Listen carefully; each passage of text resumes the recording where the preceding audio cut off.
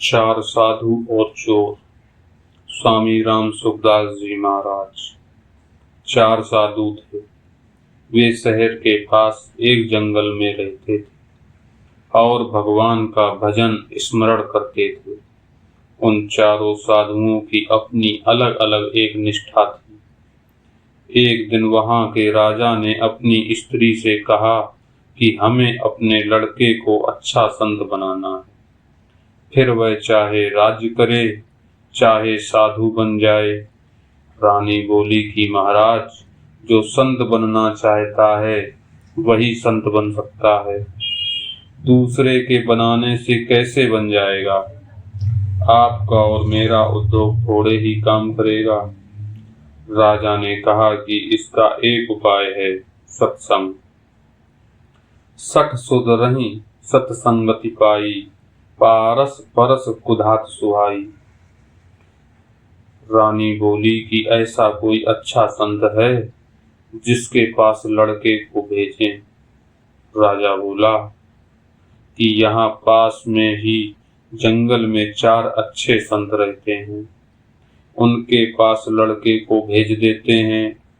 इस प्रकार राजा और रानी बातें कर रहे थे। रात्रि का समय था। दैव योग से एक चोर जो चोरी करने के उद्देश्य से वहां आया था, छिपकर उनकी बातें सुन रहा था। उस चोर के मन में आया कि चोरी करने से तो मैं फंस भी सकता हूँ, पर साधु बन जाऊं तो काम बन जाएगा।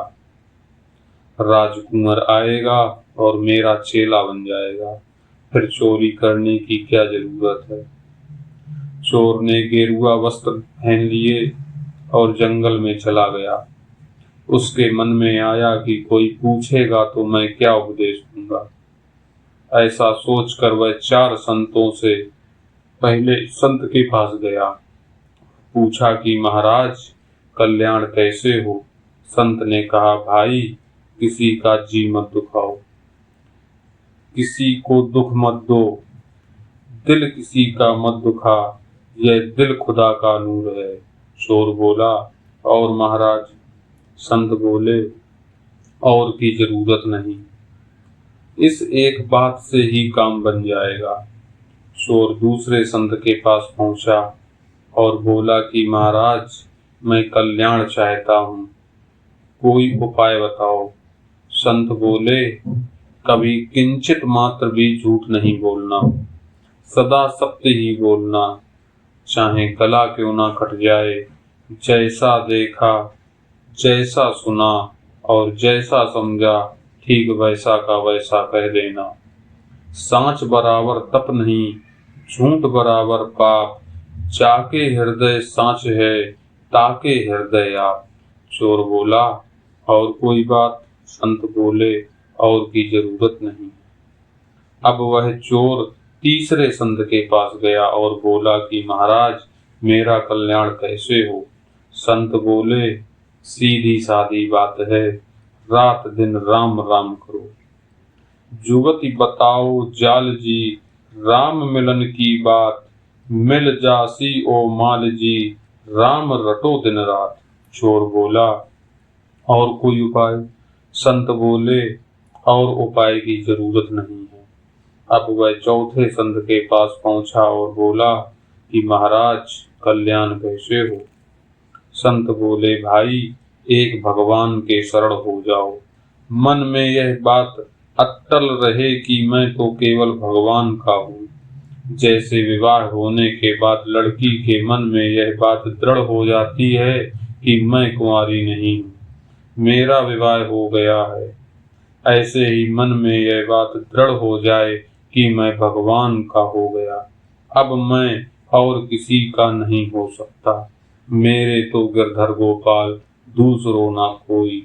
चोर बोला, और कोई बात। संत बोले, और की जरूरत ही नहीं, इतना ही काम है। चोर ने चारों संतों से चार बातें सीख ली और आगे जाकर बैठ गया। वह राजा आया। वह क्रमशः चारों संतों के पास गया। चारों ने एक एक बात कह दी। राजा ने देखा कि आगे 5वां साधु भी बैठा है। राजा उसके पास भी गया और प्रार्थना की कि महाराज कृपा करके कल्याण की बात बताएं। वह साधु वेशधारी चोर चुपचाप ध्यान में बैठा रहा, कुछ बोला नहीं। राजा ने ज्यादा प्रार्थना की तो वह बोला, मैं जैसा बताऊंगा वैसा करोगे? राजा ने कहा कि हाँ महाराज, वैसा ही करूंगा। वह बोला किसी का जी मत दुखाओ। राजा बोला और कोई बात? वह बोला सदा सत्य बोलो। राजा बोला दूसरी कोई बात? वह बोला भगवान के नाम का जप करो। राजा बोला और कुछ बताइए? वह बोला भगवान के शरण हो जाओ। राजा बोला महाराज और कोई बात? वह बोला संत जैसा कहे वैसा कर दो। राजा ने मन में विचार किया कि यह संत ज्यादा ऊंचा है। अन्य संतों ने तो एक एक बात कही, पर इन्होंने 5 बातें कह दी। राजा बड़े सरल स्वभाव का था। उसको मालूम नहीं था कि संत की पहचान इस तरह नहीं होती। राजा लौटकर महल में आ गया। रात होने पर वह चोर फिर छिपकर महल में आया। जब राजा रानी के पास गया तब वह चोर दरवाजे के पीछे छिपकर उनकी बातें सुनने लगा। रानी ने पूछा कि क्या बात हुई?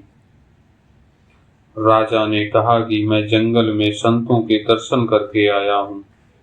मैं तो 4 ही संत समझता था, पर वहाँ 5 संत बैठे थे। रानी बोली, वहाँ जाकर आपने क्या कहा?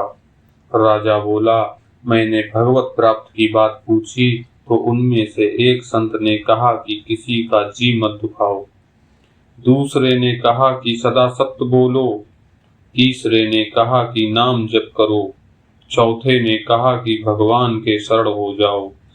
परंतु 5वें संत ने उन चारों संतों की 4 बातें भी बताईं और साथ में 5वीं बात यह बताई कि संत की आज्ञा का पालन करो। राजा और रानी दोनों सच्चे और सरल स्वभाव के थे। उन्होंने विचार किया कि वह 5वां संत ठीक है, अपने लड़के को उसी के पास भेजो। उनकी बातों का चोर पर बड़ा असर पड़ा कि अरे, मैंने तो नकली बात कही। उस पर भी राजा ने श्रद्धा कर ली। अगर सच्ची बात कहूं तो कितनी मौज हो जाए। राजा के सद्भाव के कारण चोर का हृदय बदल गया। वह सच्चा साधु हो गया और जंगल में निकल गया। उसने विचार किया कि 4 बातों का तो मैं ठीक पालन करूंगा, पर 5वीं बात का पालन तब हो जब कोई अच्छा और सच्चा संत मिले, कोई ऐसा भगवत प्राप्त संत मिले जिनकी आज्ञा का मैं पालन करूं। वह संत को ढूंढने में लग गया। पहले चोर होने से वह चालाक तो था ही, इसलिए हर एक साधु पर उसका विश्वास नहीं बैठता था। वह कई साधुओं के पास गया, पर किसी पर उसका विश्वास नहीं बैठा। अब अच्छे संत को पाने के लिए उसकी लगन लग गई।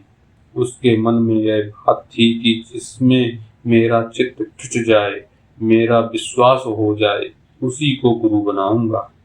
भगवान ने उसकी सच्ची लगन देखी तो वे संत बनकर उसके सामने आ गए। उन देखते ही उस पर असर पड़ा और वह बोला कि महाराज, मैं आपके शरण हूँ, मेरे को दीक्षा दीजिए। आप जैसा कहेंगे मैं वैसा ही करूँगा। संत रूप में भगवान बोले, जैसा मैं कहूँगा वैसा करेगा क्या? सच्ची बात कहता है ना? वह बोला, हाँ महाराज, बिल्कुल सच्ची बात कहता हूँ। भगवान बोले, तो फिर पहले एक काम करो, पीछे तुम्हें मंदिर देंगे। तुम यह काम करो कि जो किसी का जी नहीं दुखाता उसका सिर काट कर लाओ, और जो सत्य बोलता है उसका सिर काट कर लाओ, और जो नाम जप करता है उसका सिर काट कर लाओ, और जो भगवान के शरण है उसका सिर काट कर लाओ। ये 4 सिर काट कर लाओ तब तुम्हें दीक्षा देंगे। उसने सोचा कि ये चारों तो एक ही जगह बैठे हैं, काम आसानी से बन जाएगा। वह तलवार लेकर भागा भागा गया। पर रास्ते में ही विचार आया कि मैंने यह नियम लिया है कि किसी का जी नहीं दुखाऊंगा, पर जी दुखाना तो दूर रहा, मैं तो गला ही काटने जा रहा हूँ। उसको विचार हुआ कि यह काम मेरे से नहीं होगा। उसमें सद्बुद्धि पैदा हो गई।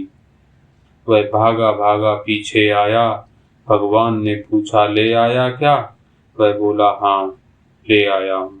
भगवान बोले, कहाँ है? वह बोला, मेरे एक सिर में चारों बातें हैं। मैं कभी किसी का जी नहीं दुखाता, सदा सत्य बोलता हूँ, नाम जप करता हूँ और भगवान के शरण हूँ। ये चारों बातें मेरे में हैं, अतः मैं अपना ही सिर काट कर आपको देता हूँ। भगवान ने कहा, बस अब सिर काटने की जरूरत नहीं, मैं तेरे को दीक्षा देता हूँ। भगवान ने उसको दीक्षा दी और वह अच्छा संत बन गया। इस प्रकार चालाकी से 5 बातें धारण करने से भी चोर को भगवान मिल गए और वह संत बन गया। अगर कोई सच्चे हृदय से 5 बातों को धारण कर ले तो फिर कहना ही क्या है।